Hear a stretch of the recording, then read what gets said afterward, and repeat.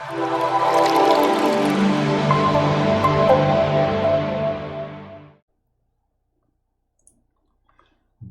afternoon and welcome to Chicomp IT Services. If you guys are here and you've watched the previous videos regarding security attacks, phishing, you're definitely on the right path. Welcome back, guys. If you are here, it means that you might be one of our customers and that you're here for more security tips regarding your company, maybe regarding your home, maybe regarding security or employees. But we're definitely here to teach you more regarding any security. Well, we're going to be speaking more about phishing and all the types of social engineering that are out there, all the vectors and the concepts.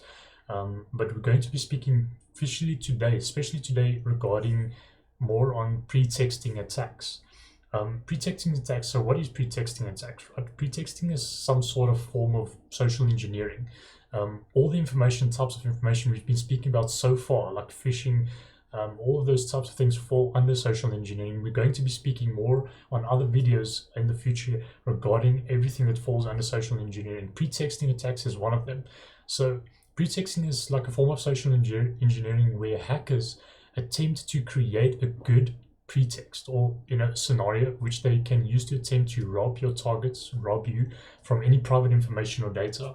And how do they usually do that? Well, one of the things is trust. They try to gain your trust. So they would definitely try to acquire specific info from you and usually act like they need you to confirm your identity by giving any data to them. So how does this basically happen, right? How do they get that data? How do they gain your trust with the pretexting? Well, pretexters usually impersonate co-workers or mainly like big authorities or banks, clergy, maybe investigators, or some sort of institutional business. So when they contact you, it's not going to be like, hey, Mike, how are you doing? My name is Josh. They would mainly contact you and say, listen, I'm maybe from some sort of maintenance company, or I'm doing, we fix aircon systems or anything like that. Then they will try and get information like that, because the main thing is trust that they want to get.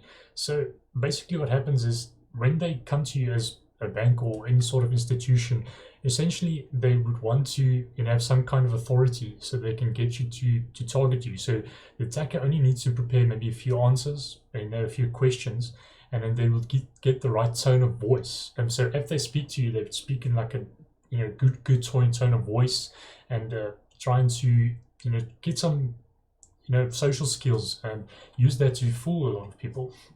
But that's the thing, and you shouldn't be fooled by that.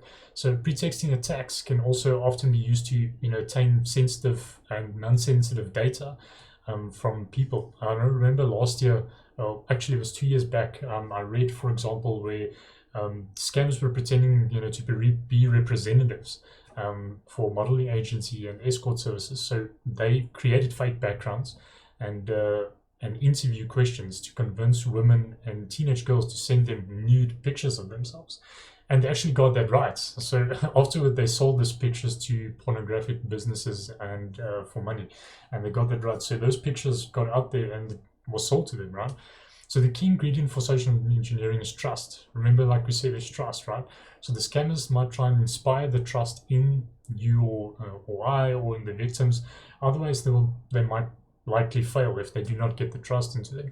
So a good pretext is a critical part of building trust. If the attacker's story or identity has gaping holes, you would probably figure that out, right? So it's very important to read thoroughly through any pretext, and if you feel like something that might be a scam or any sort of situation that it could be somebody trying to use a pretexting attack against you.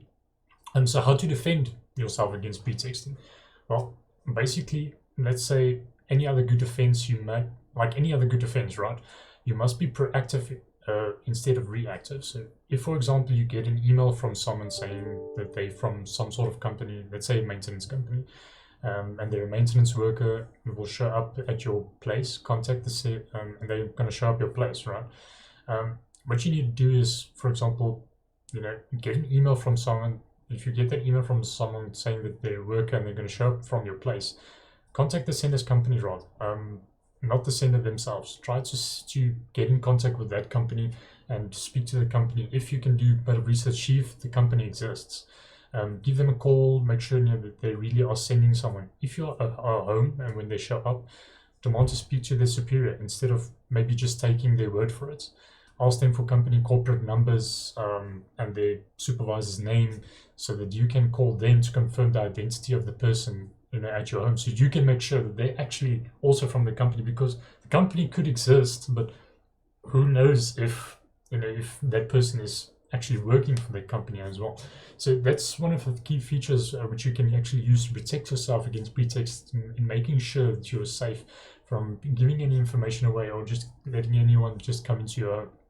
The same goes for online websites, right? Especially anything that wants your credit card or PayPal information. Always go for the source, because that's where pretexting usually falls apart at the hardest.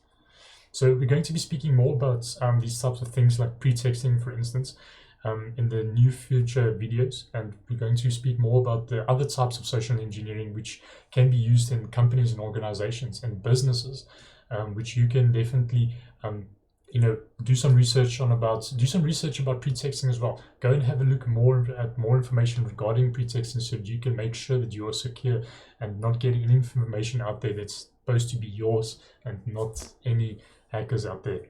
Cheers guys, cheers for now.